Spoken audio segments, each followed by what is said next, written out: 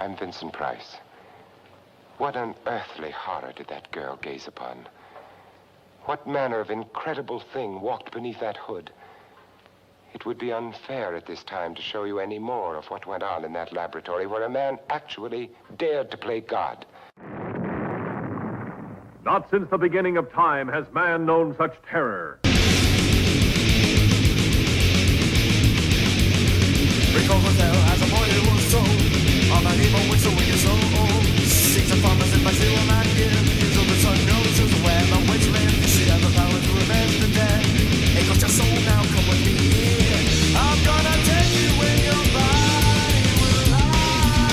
I'm gonna take you this, my friend.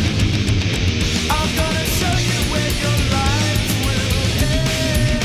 I'm gonna bring you here again. Pumpkinhead, Pumpkinhead, Pumpkinhead.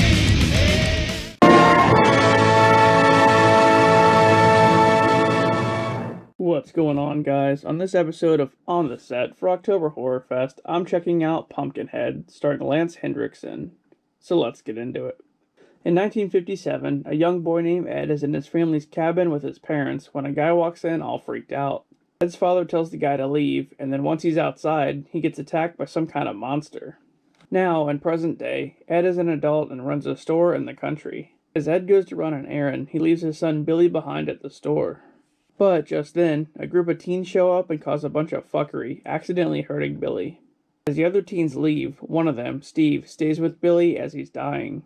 Once the other teens get to the cabin that they're staying in, they all start arguing about calling the police about what happened. When two of them finally decide to call the cops, Joel, the one who hurt Billy, locks them in a closet to prevent them from calling. What an asshole. Meanwhile, Ed talks to a witch named Haggis about resurrecting his son, but she says she can't. Then, Ed just wants revenge against the teens. Changing her mind, Haggis has Ed go to a graveyard and dig up a body.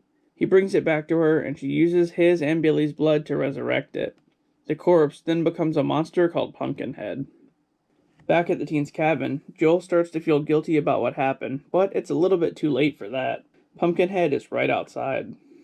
One of the teens hears her name being whispered, and she falls into a trance.